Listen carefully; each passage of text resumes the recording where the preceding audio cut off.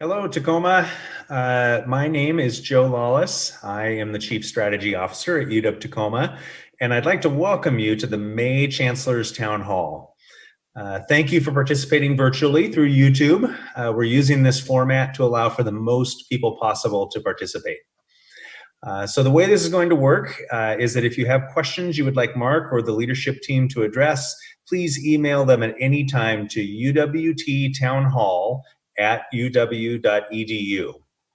If we don't get to your questions during the hour, which there's a chance we won't, I've already got a few questions lined up that people have already sent in. But if we don't get to them, we'll post them on a Q&A that goes out with the communications after this event. So on the Zoom call with us today are Chancellor Pagano, Executive Vice Chancellor for Academic Affairs, Jill Purdy, Vice Chancellor for Student Affairs, Mentha Hines-Wilson, Vice Chancellor for Advancement, Josh Knudsen, Vice Chancellor for Information Technology, Patrick Powell, Assistant Chancellor for Equity and Inclusion, James McShay, Assistant Chancellor for Community Engagement, Ali Medeiros.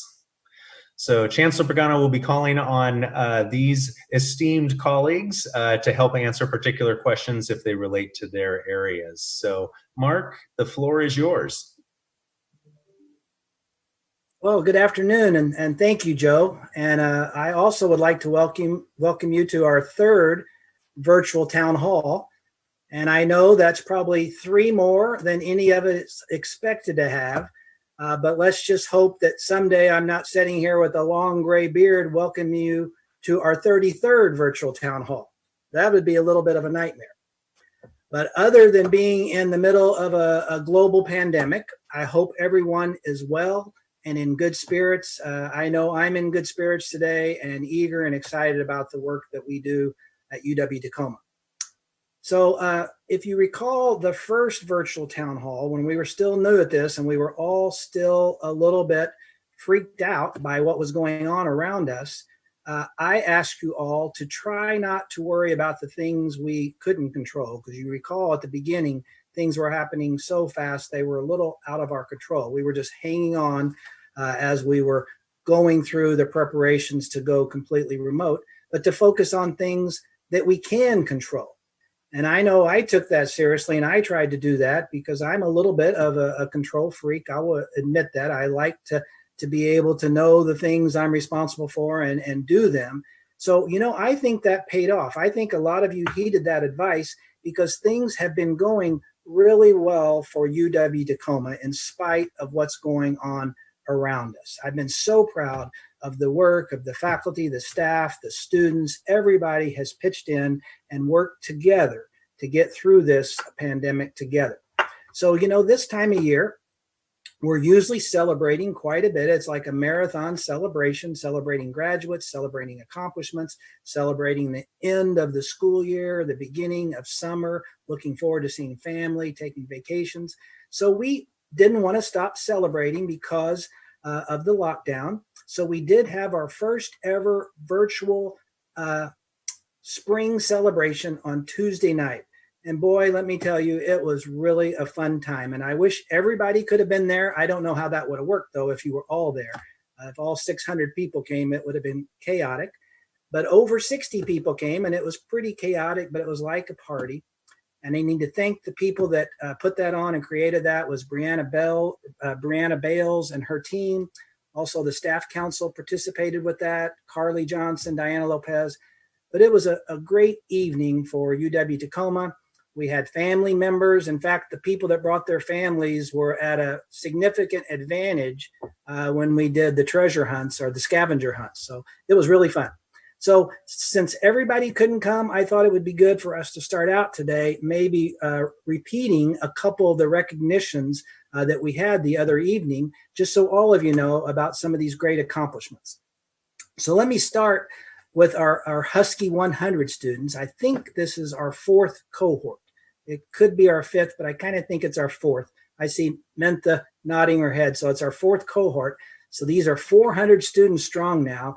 And this year, UW Tacoma had 5 inductees into that cohort. That was Sarah Smith from Communications and Environmental Sciences. Yeah. Drew Dunstan from Accounting. Michelle Burchett from Ethnic, Gender, and Labor Studies. Chanel Estrada from Biomedical Sciences. And Heather Swanson from the Masters of Social Work. So let's hear it for our Husky 100 students. Also, at the commencement, we'll be, like always, even though it will be virtual, we'll be announcing our Chancellor's medalist and our President's medalist. But I thought today, since we're celebrating folks, let's go ahead and announce those, and then that will you'll hopefully come back and hear more about them. I'm just going to tell you their names.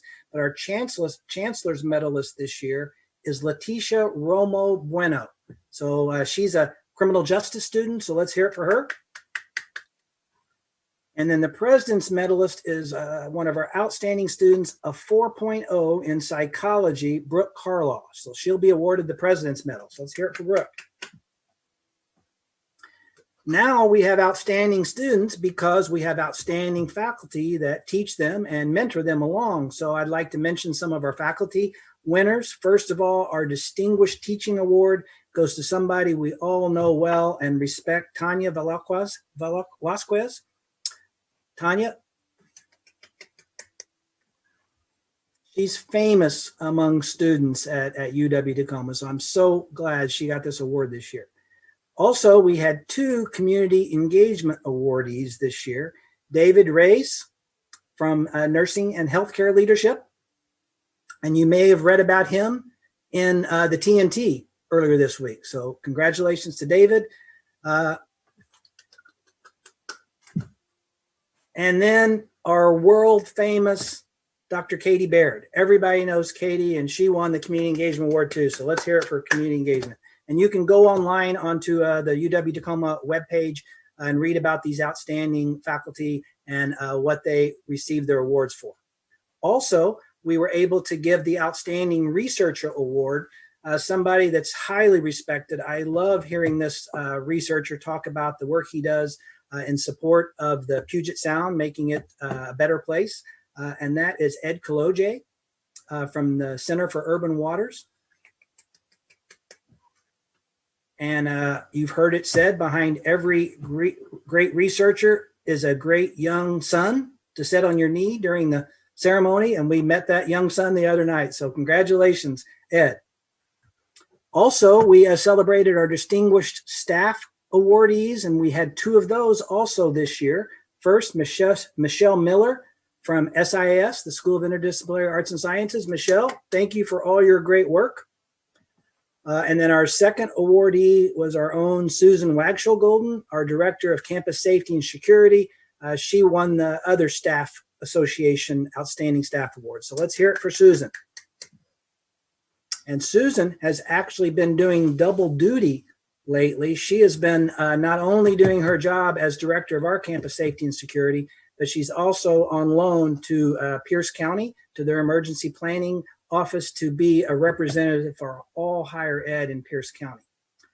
Well, after I put this list together, I also realized we have a very special awardee that I'm going to ask Dr. Medeiros to talk about in a minute, but I noticed that I have a couple more. I didn't forget, but I almost did, our outstanding librarian. Each year, the University of Washington recognizes one librarian across all the libraries. And my only question is why this librarian hasn't been recognized before. He is by far my favorite librarian, and that's Justin Wadlin. Let's see for Justin. Distinguished librarian for UW. And also, I want to give a shout out to Dr. Sharon Lang, a relatively new professor in nursing. And she this year was awarded she was awarded the Provost Richards Outstanding Research Mentor Award. She's in nursing and healthcare leadership. So big shout out to Sharon for her work. So Dr. Medeiros, you want to tell us about the special award that happened to UW Tacoma this year? Happy to do that. Hello, everyone. My name is Ali Medeiros. I'm the Assistant Chancellor for Community Partnerships. Before I make the final announcements about that special award, I want to remind us of the 2 students who won the Washington Campus Compact 2020 Student Civic Leader Award. The first one is Mr. Augustine Canales, 2019 Social Welfare, 2020 MS in Geospatial Technologies. Canales was selected by Chancellor Pagano to receive an Outstanding Student Civic Leader Award for his exemplary work in breaking the school-to-prison pipeline. This award was established by Washington Campus Compact in order to recognize and support students in higher education who are dedicated to addressing critical needs across the state. The second winner of that award is a student by the name of Ms. Nicole Percy. Please join me in congratulating her. She is the 2019 Environmental Sustainability, Environmental Communication, Housing, and she worked on housing and food security. Percy was selected also by Chancellor Pagano to receive an Outstanding Student Civic Leader Award for her exemplary work in housing and food insecurity. Every year, we get to also nominate students to the governor for a very special award.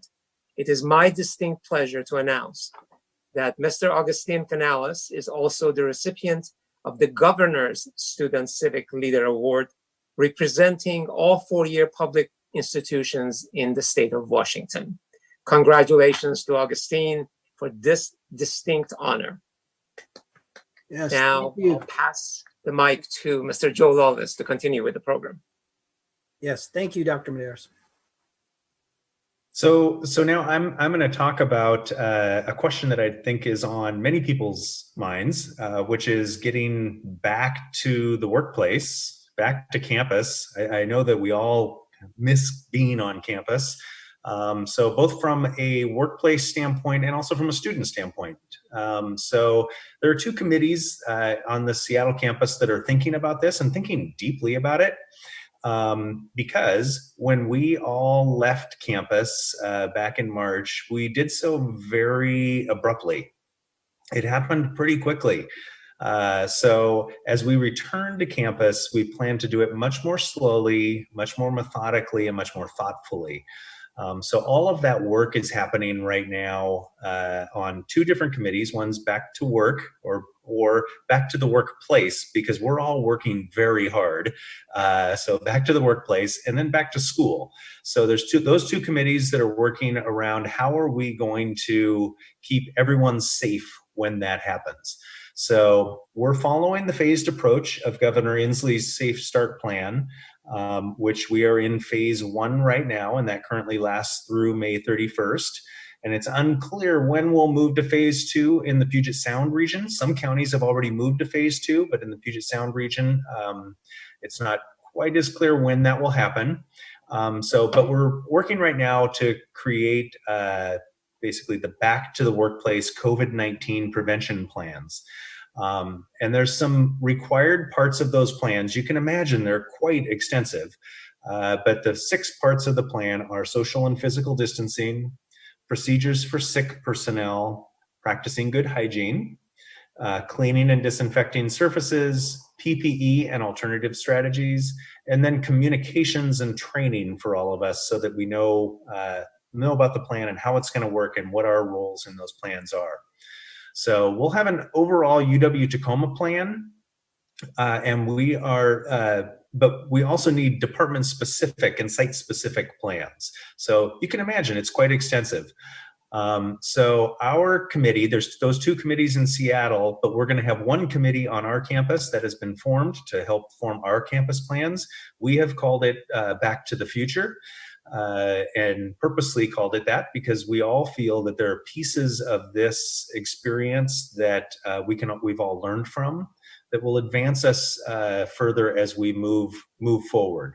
So our Back to the Future committee will be taking the structure of the plans that are being created in Seattle and applying them to our campus. So but that will include the back to the school plans that Jill is on that committee. So Jill, do you want to give an overview of what the back to school group is working on?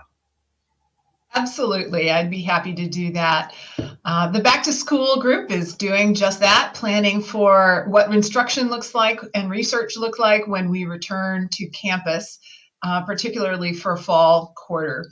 At this time, we don't quite yet have a formal announcement on what's happening with summer term B, but we would expect that certainly before the end of May. So probably within the next week or so, we'll know whether summer term B will be fully online or not. For fall instruction, the president has made a clear statement in saying that we expect to return to some in-person instruction, and we do expect to have our students back on campus. We don't know exactly what our capacity will be because it depends in part on the stage that we're in with respect to the state as a whole.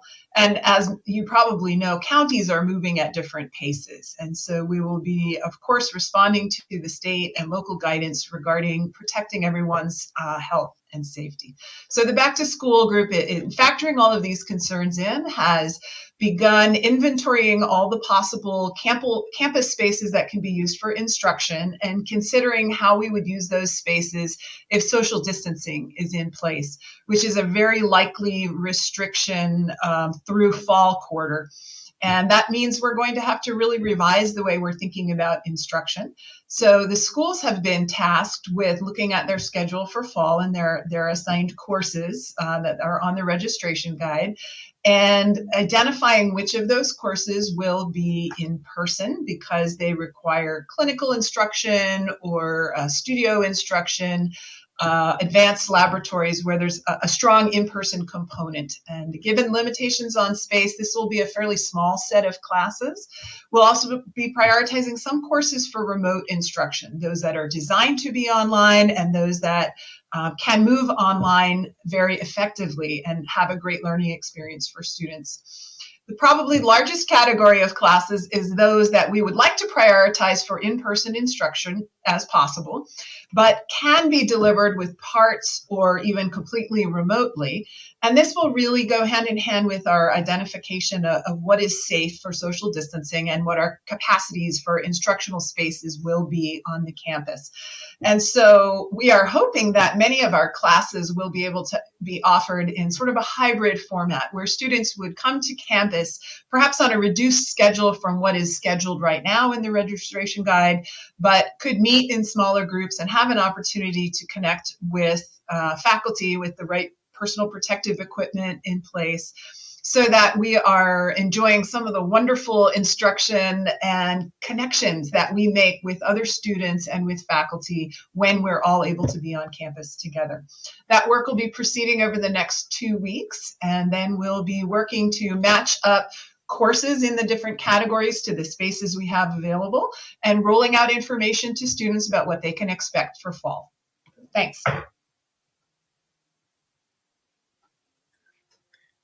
Great. Mark, would you like to take back over again? Sure. I have a couple more items I'd like to cover before we go to the questions. And the first is something that we'll be linking you to when we do a follow-up communication about this town hall early next week. And that's our sustainable campus plan. We were hard at work on this. You can see from the diagram right here what I'm going to be talking about for the next couple minutes. But we were hard at work on this prior to the COVID-19 epidemic hitting our campus. And what has happened is we've been hard at work on the charting our course plan for 5 years or 4.5 years. And that plan is coming to an end, but it's been so well received, we thought it would be best just to extend that plan in the future and incorporate all of the other work that's been going on around this plan on our campus for the past several years. So what we've done is taken the charting our course document, we fused it with the faculty-led academic plan, which they worked on for a couple years. It is now up on a website. Also, our finance team has been working hard to produce the budget primer for the last 2 years. They also are key in helping put together our budget vitality, our provost budget vitality report each year. Also in student affairs, they've been working on a strategic enrollment plan. They've been working on recruiting plans. Our student success team has been working on retention plans. We've also had our campus master plan updated, and we have plans for remodeling of Snoqualmie and Tioga, and then also plans to enlarge our resources and our space for equity inclusion. So we've included all of these into one document that's somewhat abbreviated. It's compact. It's more like an executive summary, but it's very comprehensive. It covers all of these areas, and it's very compelling. And it's not a new document. It's just a compilation of the documents we've been working on for the past couple years. And the reason we put these together was, it's a full-time job to work to bring resources to UW Tacoma that we think we need to help this place become the school that it can become in the future. And we've had our community behind us. We've been really lucky to have such a supportive community, and we've supported our community as well. So it was necessary to pull this together and go to the people I report to, the president and the provost, and convince them that we did have a sustainable plan that could be sustainably financially, space-wise, facilities-wise, that would take us into the future. And back in February, right before the crisis, Joe and I did this, and we had a very positive meeting with our president and provost, and they gave us the go-ahead to advance this plan for the next 5 years into the future. And then what happened, COVID-19. So of course, we will be revising this document as we go along and learn new things with respect to back to school and back to the workplace. But we wanted you all to have access to this plan. So as I said, it will be, there will be a link to it next week when you get the communication Tacoma together. So look at that. And then inside the document, you'll have links to all these other source documents. Many of them are still in progress, but at least you can come up to speed and know the same things that the leadership team and the rest of the campus knows. And when we get back to more normal operation, we'll put together a way for folks to input to this and to refine it and to move it forward in light of what's going on with COVID-19. So I have one more, or actually two more topics. The first one that I know there's a lot of interest in because a lot of the questions that we've received have to do with this topic, and that is what is going on with the UW Tacoma and the UW budget. So many of you hopefully read the president's message earlier this week, and in that message, she linked to a letter that we received, or actually I think her message was maybe Friday of last week. But she linked to a letter that we had received from the Office of Financial Management. And that letter came in last Wednesday, about the middle of the day was the first time I saw it. And it was the state trying to be responsible and let us know what was going on with respect to funding predictions for the agencies linked to the state.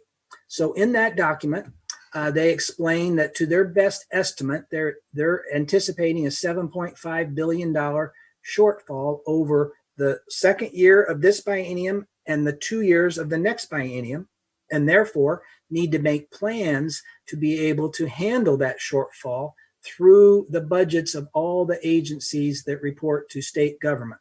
So we received that letter, and it asked for UW to respond to how we would do this by June 1st.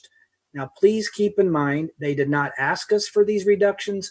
They told us it may be necessary to have reductions, and this could be the size of them, and how would the UW respond if that was the case.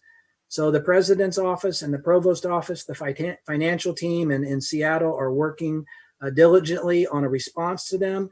They're trying to qualify how devastating that would be to us. We're already financially challenged, as is everyone else around us. But it's a very financially challenging time, and that would put us into a very difficult position. And they're going to send that to the state on June 1st, and we expect a reply sometime after that. But for now, that is kind of on hold. We have to wait to hear more from them. But in the meantime, we've been doing everything that we normally do. Our principles of budget management are firm. We had already been in a several year period of doing reductions, modeling reductions for financial sustainability. We carried out a little over $1 million reduction in the administrative areas last year, a 3.6% reduction, and we had asked the academic areas to enact a 2.5% reduction this year. So in their letter to the state, our executives are talking about that we've already done some planning and already done some reducing on this campus, and we'll move forward from there. But I'm really glad that we did that work in advance. It's got us in a pretty decent position to be able to respond to this crisis. Also, I want to tell you that our reserves are healthy. We have plans for some of those reserves, but even the unplanned portion, the portion that we keep on for emergencies such as this, are healthy, and we will keep them as healthy as possible during this crisis to be able to respond to anything that might come our way. So also on our campus, we have not had any furloughs to date, nor do we plan any at this time. We can't say what would happen if they did ask us for a 15% reduction. That would be a different story. But right now, our people are our top priority, and we'll do everything we can to protect our people. Another thing that we need to continue to do is to be very, very, very careful with the spending that we do make right now. Of course, we'll pay salaries and we'll keep the lights on and we'll keep people's computers working. That might be more important than the lights on right now, but we'll keep spending to a minimum. So there's essentially travel restrictions right now anyway. So there's no unnecessary travel expenditures. Hiring is almost at a standstill. It's very restricted for both staff and faculty hires. And I will encourage all of you in your units to be very careful with any unnecessary spending whatsoever until we know the result of the state's economic situation. And then the last thing that I'll say about budget is we fully expect now that there will be no merit increases this year. There is a process to make such a decision. and the provost is charged with that decision-making process. He has gone through the necessary channels, talked to the deans and the chancellors, talked to the Senate Committee on Planning and Budget, and everybody unanimously conferred that that's the right decision for this year. He gave a memo or submitted a memo requesting that we didn't have raises to the president, and we're waiting for that to be approved and then enacted on by the Board of Regents in mid-June. But chances are it's looking like there will be no merit increases for professional staff and faculty in the coming year. Clerical staff and other classified staff, that's a different situation because those contracts are negotiated differently with the state. So also, I've talked to you before about the capital projects. We have a minimal number, but we are moving forward with the Tioga Snoqualmie remodel and the 3 engineering labs in the basement of GWP, and we are full steam ahead trying to achieve the capital construction money for Milgard Hall from the state legislature in the fall, and we are not hearing anything that could be in danger. So the last thing I would like to talk about, and as I talked about Snoqualmie, it reminded me of that, is equity and inclusion. And you know that for the past year or so, our campus, along with the Tri-Campus organization, has been working on a climate survey. And you all talked about that. We gave everybody an opportunity to respond to it. The UW Tacoma folks came out very well and responded to that survey. And now we are beginning to receive the results that are being analyzed by Rankin and Associates. So now we're putting in place a mechanism to respond to those results and implement strategies to overcome some of the things that we learn. So to tell you a little more about that, I'm going to hand it over to Dr. James McShay. He and Dr. Marion Harris have been leading this effort for our school. So I would like James to say a few words about the latest developments with the climate survey. Yes, absolutely. Thank you, Mark, and good afternoon, everyone. I'm happy to announce that the climate survey report will be posted on the UW Campus Climate Survey website tomorrow. So that's on May 22nd. And on that website, our campus will have access to our report, an executive summary of the report, as well as a presentation that Rankin and Associates will actually be delivering virtually on 2 dates. And so on May 27th from 1 to 2 p.m. and on June 5th from 11 to 12, Rankin Associates will be presenting those findings as well as leading a question and answer session for our community. We really appreciate you sending questions after you had a chance to kind of read the report so that they can respond to them directly. And you can send your questions to yourvoice@uw.edu. And so during that meeting, in addition to us exploring those findings with Rankin and Associates and really thinking about the import of those findings and what does it mean for our campus community in terms of how we should work towards improving climate, but in particular, climate in our living environments, in our learning environments, and in our working environments. And so we want to be able to get your ideas and then be able to use that to inform kind of our next steps. At that meeting, Mark will be announcing the co-chairs of the set of implementation teams that will be working to act upon those findings that will emerge from the report. And those teams will focus on undergraduate student experiences, graduate students' experiences, staff experiences, as well as faculty experiences. Before I toss it back to Mark, it would be remiss if I didn't just extend a personal kind of thanks to all of those who were involved in helping to shepherd this process. This was a multi-year process, and we actually had faculty on our campus who were on the ground floor in terms of helping to launch this project. And so I think of Deidre Raynor, Mark mentioned Dr. Marion Harris as well, who served as the Tri-Campus UWT representative for the climate survey. I also want to give a huge thanks and shout out to our Climate and Belonging Working Group. And so this group was amazing. They invested lots of time and energy in terms of ensuring that we had full engagement with our entire campus in this project. And I think it paid off big time because we had the highest response rates of all of the campuses right within the UW. So big thanks to them. So with that, I'll turn it back to you, Joe or Mark. Joe, that would be you. I think you have some questions maybe? Yes, I do. So the first question actually on the list, Jill already took care of, and that was about summer B term. So I will go to my second question, which is for Mentha, which is for students enrolled in summer courses, will the UPass and student YMCA fee be reimbursed as well, since full term and A term will be fully online? Thanks, Joe. I'm happy to take that question. So I am Mentha Hines-Wilson, and I serve as the Vice Chancellor for Student Affairs. And let me begin by saying to all of the students, I want to extend my sincere appreciation and gratitude for your patience during this process. As Chancellor Bergano mentioned earlier, when we made the pivot in March to move to remote instruction, there were a lot of moving parts associated with it. So like anything, there is a process.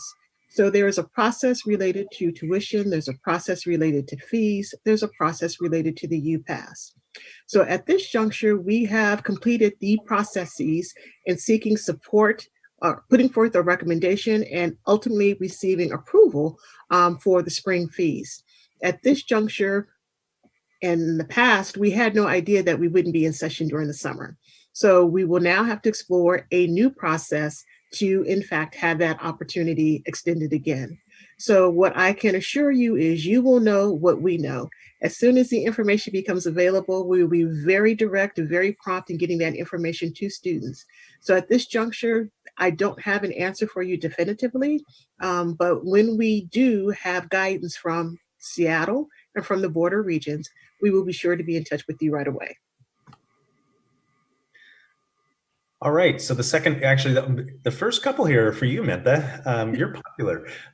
So the second one, and this is on, I think, a lot of students' minds, which is, any news about commencement? Yes, I have news about commencement. So commencement is happening June 13th, 1:30 p.m. We are so excited to be able to celebrate the class of 2020. So as you all know, because of COVID, we're very concerned and continue to be concerned about the health and safety of our students and their families and the community at large. So there was a determination made in consultation with students. We did receive student feedback. UWT was very involved in the conversations as well, and collectively determined that virtual commencement would be the better option this year. So indeed, students have two options to graduate this year or participate in commencement this year. Virtual, June 13th.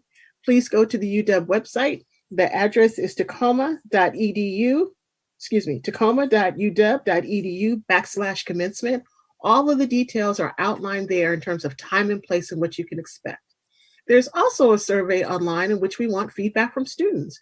We want to know what's most important for you. How can we shape this experience so that it is meaningful, not only for 2020, but for 2021? So very excited to wrap our arms around these graduates. Celebration virtual in 2020, and then in person, we believe, in 2021 for this class and classes beyond. Super. And so the next question again is for you, Mentha. Given the unexpected conditions of COVID-19 in upcoming quarters, will Course 17 be able to allow early move out at either the end of each quarter or partially through the quarter without charging fees for early termination? And what if it's a personal decision where a student wants to terminate early due to news or fear of a second wave? Okay, very good question. So Court 17, as many of us know, is the on-campus residential facility. And the students who reside there enter into a lease agreement. And the lease is typically for 9 months. So a student who is in need of terminating that lease agreement submits the appropriate documents, and we review those on a case-by-case basis, and it could result in a prorated refund. In this instance, if President Kase and Chancellor Pagano determine that we're in a situation in which operations need to be interrupted, we would notify the students as we did in March, letting them know of the option to indeed move out through an express process and what the associated fees or waivers would look like. So the best takeaway and the best answer for that is any individual who wants to terminate early should be in contact with Ramon Baruna, who is the Associate Director of Residence Life, and to have a conversation about their particular circumstance. If we find ourselves, again, having something on the magnitude of what we experienced in March, then of course, operations would be interrupted and there would be an express move-out process that's put into place. Joe, you're muted. Yes. So the next question, not to move away from Mentha. Thank you. Question is actually for James. So when campus operations resume as normal, what measures, programming, or resources will be in place for everyone to ensure that Asian and Asian American students feel safe, as well as have reduced fear of possible racism and xenophobia? So thanks for taking that. Thanks for that question. And this particular issue is like deeply concerning for me. All of us are aware of the rise of xenophobic kind of attacks, racist attacks on Asian and Asian Americans that are occurring kind of nationally, and I would say internationally. And it's creating lots of harm, anxiety, consternation, and I want members of the Asian community to know that we stand in solidarity with you. This coming year, we will be solely focused on how do we ensure that our campus community continues to serve as this welcoming space and promotes a sense of belonging for AAPI students and all of our students, particularly students from marginalized identities. We will continue through the Center for Equity and Inclusion and offering kind of trainings and programs and other experiences that really raise the visibility of these issues, promote awareness, also really figure out how do we equip our students, our faculty, and our staff with tools so that they can learn how to be anti-racist, right? And continue to act in ways that promote anti-racism, as well as promote healing and recovery. I think about particular programs through CEI with our healing circles, our racial healing circles, as well as our Real Talk series. Those will be kind of programmatic platforms where we will be able to bring large swaths of our community together for those conversations, but then also for us to offer other kinds of programs. And so I think about a program that we just had last week with in partnership with KBTC, Dr. Jimmy McCarty, moderated a wonderful conversation that covered a 5-part documentary on Asian Americans, and it created a really important space for members of our community to come together to talk about our current context and how it's impacting Asian Americans and Asians within our region and societally. And so Rachel Endo, our Dean of School, was also on that panel and contributed just some really important guidance and critical insights for the community. So those are the types of experiences that we're going to continue to offer. I would also say that it's critically important that for any student within this community, as well as our other communities, if you feel as if you're being targeted because of some aspect of your background or your identity, we want you to report that. And so we want you to use the bias incident reporting system, file a report. We have a group of campus administrators who review those reports. They will reach out to you, find out how to offer support, and then also work to address that particular incident, ensure that there's some type of resolution. So again, thank you for that question. Know that we support you. If you belong to this community and if you're feeling harmed right now, or just really not in a place where you feel lots of safety and support, we have a number of members in our campus community who will be willing to kind of be in conversation with you and find out how can we ensure that you feel that this campus stands behind you. So reach out to me directly, reach out to Mentha, the other members who are part of our leadership, And then also a good starting point would be the Center for Equity and Inclusion. Dr. Jimmy McCarty would be a good point of contact. Super. Thank you, James. Really important question, really important answer. So next one's for you, Mark. Back to you, which is, what will tuition look like in future quarters? Will there be any drastic increases due to reduced student enrollment and financial losses, or decreases considering student financial hardships? Well, thank you, Joe. And I don't have a crystal ball here. In fact, I've never had a crystal ball here.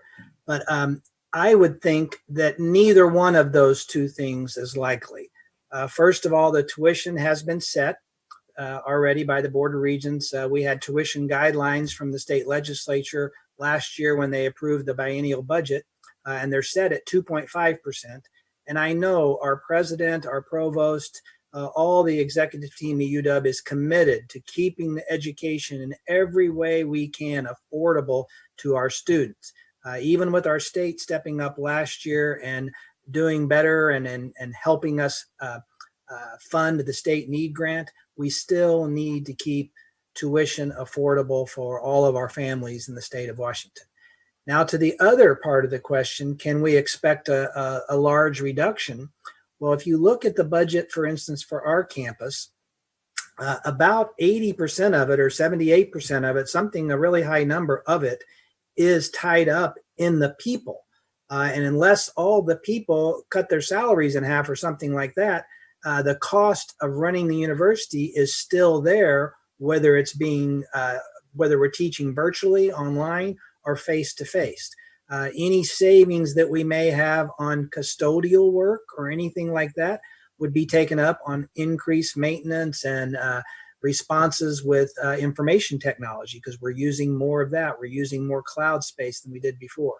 So I believe running the campus will be very close to the same cost, and tuition is really decided by how much it costs to educate the students that come to our campus. So I don't see any major changes in store in the near term on either end, moving up or moving down. I would really be surprised if there were any changes other than the 2.5% increase that has already been set.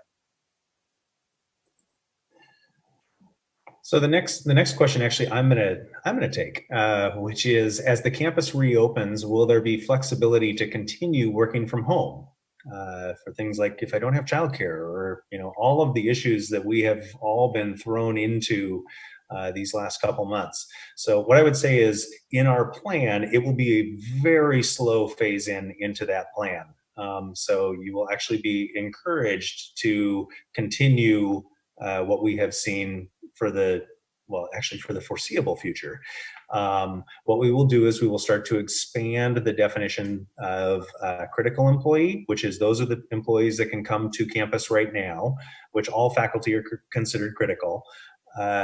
So what we will do is slowly start to ratchet out and expand that definition. But a friend of mine who had a business used to use a term that I really like, that I in thinking about this, and it was high gutters, wide lanes. In other words, there's rules. We work for a state agency. We have to follow the law.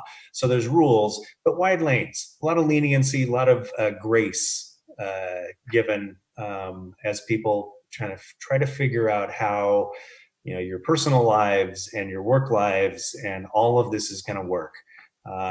We've never been through this before. This is going to be a challenge for all of us, but we're gonna make it. And I can tell you that at the conversations that I have heard, there's going to be a lot of grace. There's also been a lot of learning in this process. I think a lot of us have learned that, boy, there's things that I can do from home and actually be more efficient. So I think that we would be remiss as a university if we didn't take the opportunity to learn. We're an institution of higher learning. If we don't use this opportunity to learn from it and take those learnings and implement them into our future operations, we'd be missing the boat. So I just want to kind of say we need to continue to learn from this, take from it what we have, and I want to ease your fears in terms of that, there's going to be a date set and you have to be back in the office on that date. That's not going to happen. So let me find my next question. Which is, and I'm looking over here because it has come in since we started. I'm concerned that in time of economic constraints, people who are most marginalized will bear the brunt of this strain. Do you expect that the economic effects of COVID-19 will have an impact on the diversity and/or access portions of our strategic plan? So, Mark, I'd like to direct that at you first. Okay. Thank you, Joe. That's a very thoughtful question too, and actually something that we worry about all the time. So it's definitely something we're thinking about. In fact, several groups that I've been participating with over the past 6 months, that's been on the forefront of all those folks' minds. Dr. McMillan and I are working with the city on a project, and that's one of the things we're thinking about is helping the city, because a lot of these impacts are disproportionate to those kind of people already in our city. The less fortunate are actually more less fortunate in a situation like this, economically and all kinds of ways. So yes, we've been thinking about it with respect to our city. We've been thinking about it with respect to our campus. Another group, every week since this crisis, I've been on the Urban Serving University calls, and it's something we've been talking about all along before COVID hit. We were talking about our mission as the Urban Serving University Coalition for the coming year, our focus being to close the economic divide. A lot of our students are lower socioeconomic students, have higher aid needs, and we had already been working on that, so that work can just transition right to the recovery efforts for COVID-19. And I know our leadership team, as we discuss these things that have to do with back to school, back to work, how we respond with facilities, we always keep our equity in the forefront of what we do in our inclusion efforts. We have a great team, and that's in the forefront of everyone's mind as we move forward. Okay, I have one last question. Pardon? So can I jump in on that one? Absolutely. I echo everything that's been stated, and I would also want everyone that hears my voice to understand that this campus is definitely steeped in the notion of equity, inclusion, and social justice. All that we do has been designed to create a space of access for communities that otherwise did not have access. We are not going to back away from that. And I want to repeat that. We are not going to back away from that. We continue to be a place where arms are open to receive any and all individuals that seek an education. We look at our demographics and we see that the majority of our population is first generation, do identify as students of color. And we know that those populations are being hit hard by this pandemic. But again, when folks are looking for a place of comfort, a place of support, a place where they're going to receive individuals who are going to allow them to thrive and flourish with wraparound support, this is the campus for them. So I want to acknowledge that with all that is happening in lives of folks, that may not enable them to be with us in the fall, but come winter, come spring, come summer, come fall of next year, UW Tacoma will continue to be the anchor of this community and embrace all that want to be here. And so I just wanted folks to be mindful of that. So actually picking up on two of the words you said, comfort and support, there's a question about us and supporting each other and concern, and really concern about other people. And the question is really, are there people on our campus who have COVID, who have gotten COVID? I know we can't share protected information, health information, but Mentha, do you have anything to say about that in terms of supporting each other? I do. So I absolutely believe wholeheartedly in the notion of compassionate care and being a community that cares. And so I would ask that all of us take the time to be in touch with our colleagues, our coworkers, our neighbors, students, and others. In terms of individuals who have been personally impacted by COVID, the information that we have is limited. We do know that there are 3 students who reside off campus who tested positive. And they indeed did receive an awful lot of support from the individuals who were connected to them, and they continue to be connected with helping resources. The most important takeaway is for all of us to understand, as this is such an uncharted territory for us, that we want to be patient with each other, that we want to exercise care, and we are going to be incredibly protective of the information that we receive.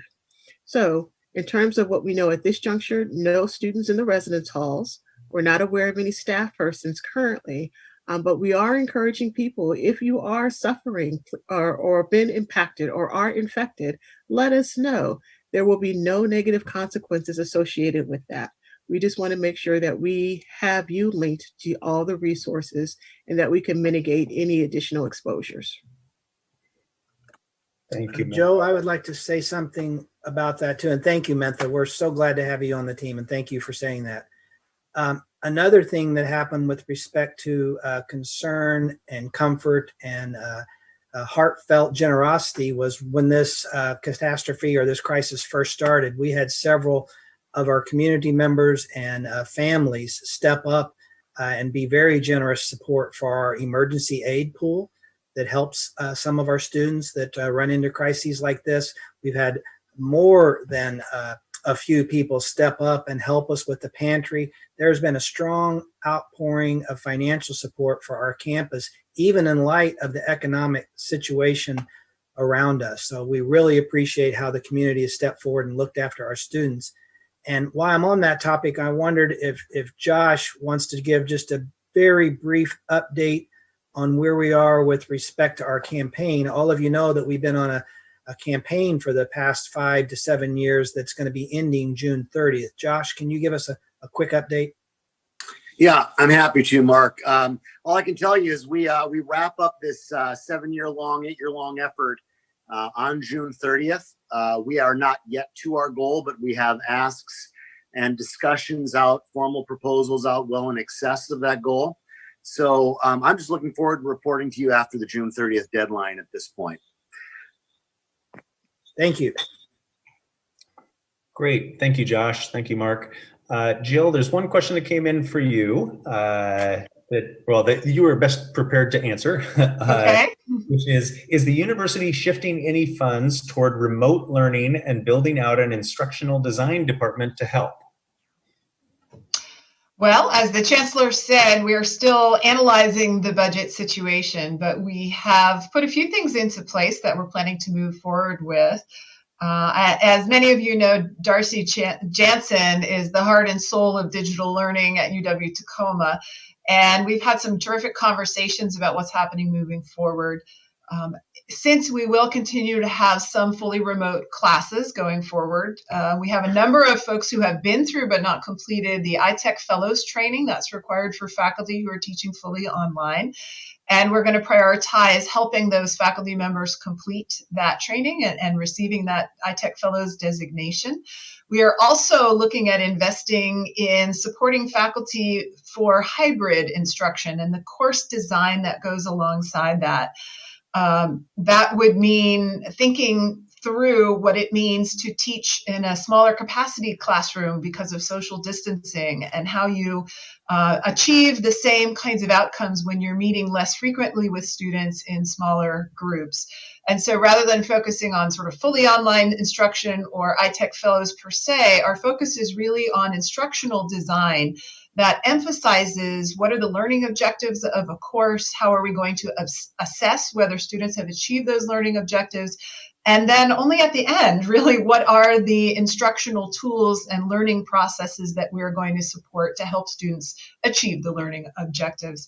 So Darcy is hard at work on that in partnership with Chris Lott, who we've been able to hire to support that work through June. We're looking at how we might expand the capacity of that unit and ideally bring on a permanent full-time addition to that unit. We're also exploring some other possibilities around providing faculty with support if they are faced with larger sections, and particularly supporting the online aspects of teaching larger class sizes, which might be an eventuality of this, our planning for fall. So absolutely thinking about it carefully and thinking very carefully about how to best use the limited resources that we do have. We are exceptionally glad also to be partnered with the Center for Teaching and Learning, which is housed in Seattle, but led by UWT's own Beth Kalikoff, as well as information technology, both locally in Tacoma and at the UW at large. Great, thank you, Jill. Mark, I'm going to turn it over to you with one last question. I'll let you answer the question and then wrap things up because we're coming up against our hour. So, and it's related to the budget, and it is, when will we hear about the 2021 budget decisions for campus, and how much can we count on these decisions given that we are likely to have COVID-19 related cuts in the summer? Well, as far as 2021 budget, that's the budget we essentially have just finished debating on and working through, and it is provisionally approved now as we speak. But now we also have these extra factors from the state, the letter that tells us there may be a request for a further reduction or something like that. So right now we have a provisionally approved budget, which exists of what people had in the past, minus the reductions, the 2.5% reductions that took place in the 7 schools. We do not have any firm word on adding to that. As Jill just said, we do have some high priority things we would like to add, but we're just not in a position until we get a little more clarity from the UW and from the state on what they plan to do as a result of their shortfall. But essentially, we want everybody to start thinking about the end of summer and fall. We're all going to be here. The budgets are approved. We're working on finalizing that detail. So that's about, what I know right now. Yep. And if there aren't any more questions, let me kind of close this up by giving a few thank yous, and especially to you, Joe. Thank you for leading us through this. Thank you to the panelists. You did so much better than I can do answering these questions. I really appreciate each and every one of you. I see Patrick sitting there. Patrick didn't get a question, but that's because he's been doing such a great job. Patrick and his team have silently in the background supported us with all this technology. So congratulations, Patrick, and thank you for all you've done. Also on Patrick's staff are Mark and Josh, who are in the background helping us do this technology. I don't want to say high tech. This is becoming our daily life, but thank you to those that supported us putting this virtual town hall on today. Then again, thank you for all those folks watching. Thank you for your interest in UW Tacoma. Thank you for your questions, and I really appreciate what you're doing to support our students at UW Tacoma. So enjoy the rest of your day, and if you have work to do, if you have a class to teach, please go do that. If you have a class to attend, go do that. And then the weekend will be here soon enough, and it's a 3-day weekend. So yay for the 3-day weekend. Go Huskies.